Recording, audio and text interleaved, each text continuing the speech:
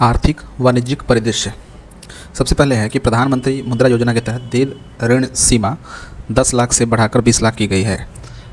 तो बढ़ते हैं इसे। गैर कॉरपोरेट व गैर कृषि क्षेत्र के लघु एवं सूक्ष्म उद्यमों को 10 लाख तक के ऋण उपलब्ध कर इन्हें बढ़ावा देने के लिए प्रधानमंत्री मुद्रा योजना की शुरुआत 8 अप्रैल 2015 से की गई थी। इसके तहत 3 श्रेणियों में मुद्रा ऋण छोटे उद्यमियों को प्रदान किए जाते रहे हैं। शिशु ऋण की श्रेणी में 50,000 तक, किशोर ऋण की श्रेणी में 50,000 से लेकर के 5 लाख तक, तरुण ऋण की श्रेणी में 5 लाख से लेकर 10 लाख तक प्रदान किए जाते रहे हैं। इस प्रकार प्रधानमंत्री मुद्रा योजना के तहत ऋण की अधिकतम सीमा अभी तक 10 लाख थी। इस सीमा को बढ़ा करके 20 लाख करने का उल्लेख वित्त मंत्री श्रीमती निर्मला सीतारमण ने 2024-25 का केंद्रीय बजट प्रस्तुत करते समय जुलाई 2024 को किया था। इसके लिए औपचारिक अधिसूचना वित्त मंत्रालय द्वारा 24 अक्टूबर 2024 को जारी कर दी गई है। इससे प्रधानमंत्री मुद्रा योजना के तहत अब 20 लाख तक के ऋण उद्यमियों को प्राप्त होंगे। ठीक है, तो 20 लाख के ऋण उद्यमियों को प्राप्त होंगे। इसके लिए मुद्रा ऋण की एक नई और चौथी श्रेणी तरुण प्लस की शुरुआत की गई है, जिसमें 10 लाख से अधिक किंतु 20 लाख तक के ऋण ऐसे उद्यमियों को उपलब्ध होंगे जिन्होंने तरुण श्रेणी के तहत अपने पिछला ऋण लाभ उठाते हुए उसका सफलतापूर्वक भुगतान भी किया है। वित्त मंत्रालय की अधिसूचना के अनुसार प्रधानमंत्री मुद्रा योजना के तहत 20 लाख तक के ऋण के लिए गारंटी माइक्रो यूनिट्स के लिए क्रेडिट गारंटी फंड के तहत उपलब्ध कराई जाएंगे। अब आगे देख लेते हैं हम लोग। क्षेत्रीय ग्रामीण बैंकों के विलय की प्रक्रिया का चौथा चरण। प्रत्येक राज्य में एक ही होगा RRB। तो देखते हैं इसे। एक राज्य एक क्षेत्रीय बैंक के लक्ष्यों को प्राप्त करने के लिए इन बैंकों के आपसी विलय की प्रक्रिया विगत वर्षों में शुरू की जा चुकी है। वर्ष 2004-05 से शुरू की गई इस प्रक्रिया के 3 चरण 2021 तक पूरे हो गए थे, यानी 2021 तक पूर्ण हो गए थे, जिसके परिणाम स्वरूप देश में क्षेत्रीय ग्रामीण बैंकों की संख्या 196 से घटकर 43 रह गई थी। इन बैंकों के आपसी विलय का चौथा चरण नवंबर 2024 में वित्त मंत्रालय द्वारा शुरू किया जा चुका है। इस चरण में 45 क्षेत्रीय ग्रामीण बैंकों का अस्तित्व समाप्त हो जाएगा तथा देश में क्षेत्रीय ग्रामीण बैंकों की संख्या 43 से घटकर 28 रह जाएंगी। प्रस्तावित विलय के लिए इन बैंकों के प्रायोजक बैंकों से टिप्पणियां वित्त मंत्रालय के वित्तीय सेवा विभाग द्वारा आमंत्रित की गई है। ज्ञातव्य है कि क्षेत्रीय ग्रामीण बैंकों की पूंजी में केंद्र सरकार का योगदान 50-50% है, जबकि 15% योगदान राज्य सरकार का है तथा शेष 35% योगदान प्रायोजक बैंक का होता है। देश में एक राज्य एक क्षेत्रीय ग्रामीण बैंक के लक्ष्य को प्राप्त करने के पश्चात इन बैंकों की दक्षता में वृद्धि के साथ साथ लागत भी कम होगी। वर्तमान में देश के 43 क्षेत्रीय ग्रामीण बैंकों में सर्वाधिक 4 बैंक आंध्र प्रदेश में व उसके पश्चात 3 बैंक उत्तर प्रदेश व पश्चिम बंगाल में हैं। बिहार, गुजरात, मध्य प्रदेश, राजस्थान, कर्नाटका, उड़ीसा, महाराष्ट्र व जम्मू कश्मीर में 2 क्षेत्रीय ग्रामीण बैंक हैं। अब आगे देख लेते हैं। SME IPO में आवेदन हेतु न्यूनतम राशि 1 लाख से बढ़ाकर 2 लाख करने का प्रस्ताव हुआ है। तो देखते हैं इसे। लघु एवं मध्यम उद्यमों यानी कि SME के IPO मतलब इनिशियल पब्लिक ऑफरिंग्स शेयरों की वह पेशकश जिसके जरिए कोई निजी कंपनी या निगम अपनी इक्विटी का कुछ हिस्सा खुले बाजार में बेचते हैं।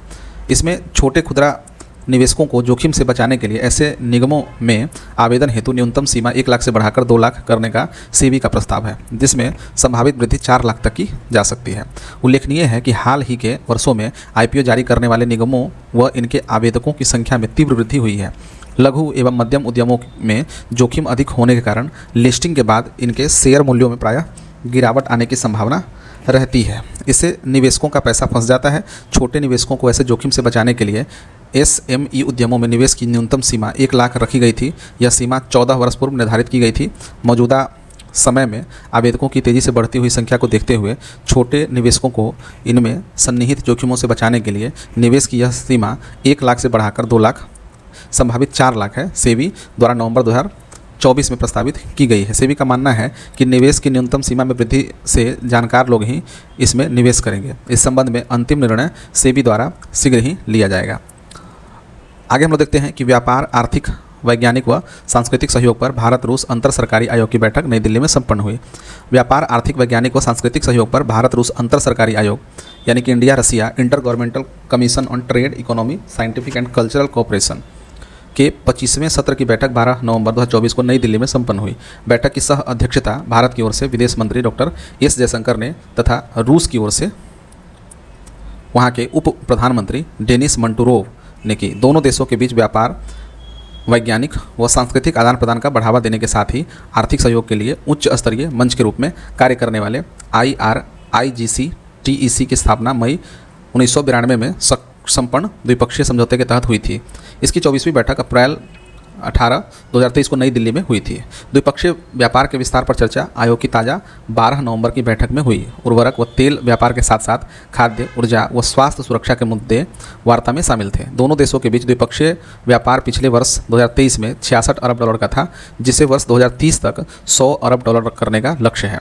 द्विपक्षीय व्यापार की तेज़ी को देखते हुए इस लक्ष्य को वर्ष 2023 से पहले ही प्राप्त करने की आशा विदेश मंत्री जयशंकर ने व्यक्त की। व्यापार के मार्ग की रुकावटें एवं चुनौतियों पर भी चर्चा हुई। वर्ष 2023 में दोनों देशों के बीच हुए 66 अरब डॉलर के द्विपक्षीय व्यापार में बड़ा भाग रूस से होने वाली भारत की तेल खरीद का रहा है, जबकि रूस को भारत से होने वाला निर्यात घटा ही है। आयोग की बैठक में रूस ने भारत के साथ अधिक व्यापार करने में रुचि दर्शाई।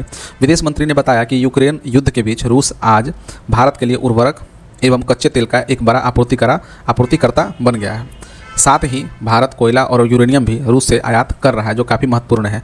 दूसरी तरफ भारत से रूस को दवाओं के निर्यात में वृद्धि हुई है। उन्होंने बताया कि दोनों देशों के बीच हवाई सेवा की सुविधाओं के साथ रूस की तरफ से भारतीय पर्यटकों को वीज़ा मुक्त यात्रा की सहूलियतें देने के प्रस्ताव पर भी विचार हो रहा है। उल्लेखनीय है कि भारत रूस के बीच द्विपक्षीय कारोबार काफ़ी तेज़ी से बढ़ रहा है, लेकिन अमेरिकी और पश्चिमी देशों के प्रतिबंध को देखते हुए दोनों देश ने बिना डॉलर के भुगतान की व्यवस्था कर ली है। भारत व रूस के बीच कारोबार का 90% हिस्सा स्थानीय या दूसरी मुद्राओं में हो रहा है। आगे देखते हैं, भारत का 43वां अंतर्राष्ट्रीय व्यापार मेला नई दिल्ली में संपन्न हुआ। इंडिया ट्रेड प्रमोशन ऑर्गेनाइजेशन यानी कि ITPO के तत्वाधान में भारत का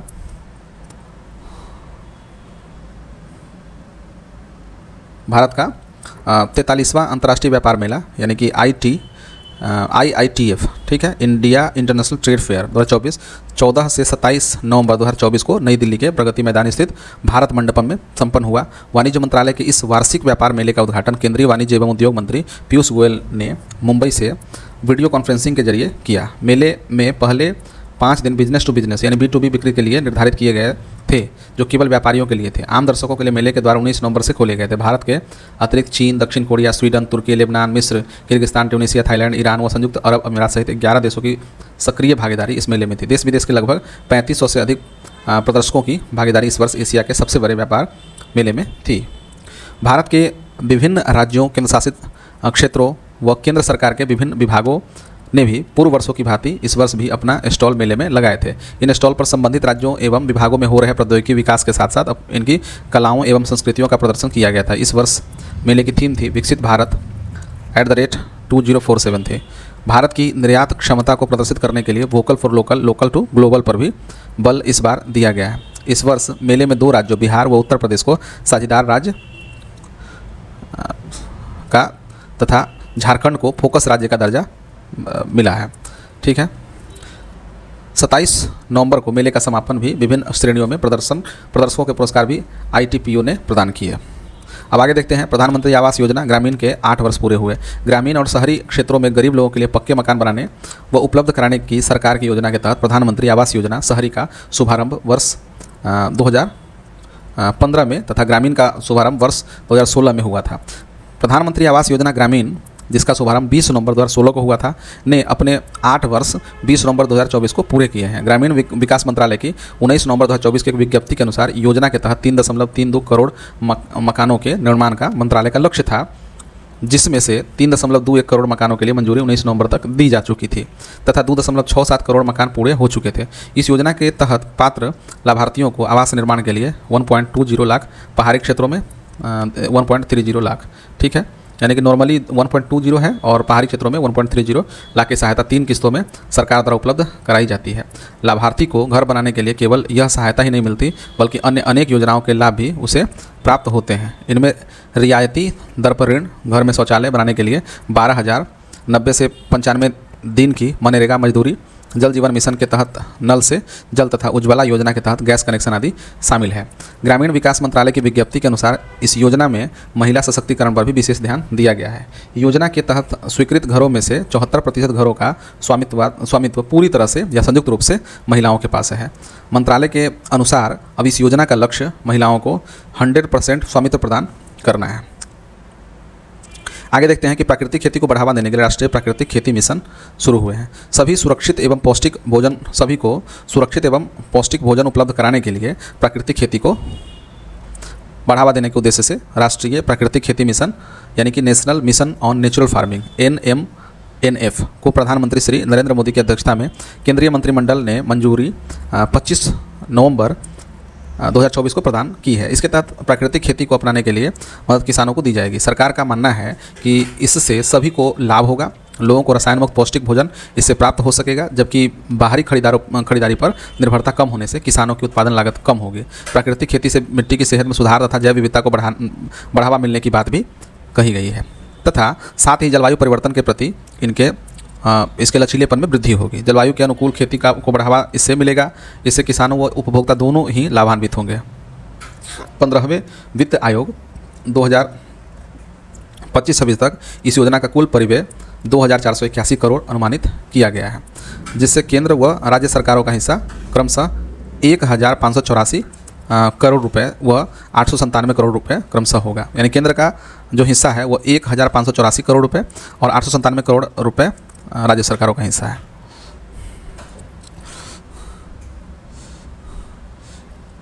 कुछ आंकड़े दिए गए हैं, इसमें आपको मैं बता रहा हूं कि 2023-24 में देश में पशुधन उत्पादों में वृद्धि दर्ज की गई है। पशुपालन व डेयरी मंत्रालय के अंतिम आंकड़े दिए गए हैं। देश में दूध, अंडे, मांस व ऊन जैसे प्रमुख पशुधन उत्पादों के उत्पादन की स्थिति का पता केंद्र सरकार के पशुपालन व डेयरी विभाग के वार्षिक प्रकाशन बुनियादी पशुपालन सांख्यिकी से पता चलता है। मंत्रालय के वर्ष 2024 के बुनियादी पशुपालन सांख्यिकी केंद्रीय मत्स्य पालन, पशुपालन एवं डेयरी मंत्री श्री राजीव सिंह ने 26 नवंबर 2024 को राष्ट्रीय दुग्ध दिवस के अवसर पर जारी किया। प्रकाशन के अनुसार 2022-23 की तुलना में 2023-24 में देश में दूध, अंडा, मांस व ऊन के उत्पादन में वृद्धि हुई है तथा दूध उत्पादन के मामले में भारत का विश्व में पहला तथा अंडा उत्पादन में दूसरा स्थान बना हुआ है। BAHS 2024 के यह आंकड़े 1 मार्च 2023 से 29 फरवरी 2024 की अवधि के लिए एक एकीकृत नमूना सर्वेक्षण के परिणामों पर आधारित है। तो हम लोग देखते हैं सबसे पहले दूध उत्पादन। मंत्रालय के प्रकाशन के अनुसार 2014-15 में देश में दूध उत्पादन का कुल जो था वो 140.3 मिलियन टन था, जो 2023-24 में 239.30 मिलियन टन अनुमानित है, जो विगत 10 वर्षों में 5.62% की वार्षिक वृद्धि को दर्शाता है। ठीक है। प्रकाशन के अनुसार 2023-24 में देश में दूध उत्पादन में पहले 5 राज्य क्रमशः हैं उत्तर प्रदेश, राजस्थान, मध्य प्रदेश, गुजरात और महाराष्ट्र। कुल दूध उत्पादन में इनका अंश जो है वो तालिकावार ढंग से दिया गया, जिसमें आप देख रहे हैं कि उत्तर प्रदेश में 16.21%, राजस्थान में 14.51%, मध्य प्रदेश में 8.91। इतने आंकड़े याद करने की आपको आवश्यकता नहीं है। आप जो ऊपर देख रहे हैं कि क्रमागत ढंग से क्रमशः किस प्रकार से उत्पादन के हिसाब से किस प्रकार क्रम है, तो उत्तर प्रदेश, राजस्थान, मध्य प्रदेश, गुजरात और महाराष्ट्र का है। इसी प्रकार अंडा उत्पादन में देखें तो BAHS 2024 में 2023-24 में देश में अंडों का उत्पादन 142.77 बिलियन अनुमानित किया गया है, जो 2014-15 में 78.48 बिलियन था। इस प्रकार अंडा उत्पादन में विगत 10 वर्षों में 6.8% की वृद्धि दर्ज की गई है। और रिपोर्ट के अनुसार देखें तो वार्षिक वृद्धि दर के मामले में पहले 3 स्थान क्रमशः लद्दाख, मणिपुर और उत्तर प्रदेश के रहे हैं। ठीक है, तो ये है।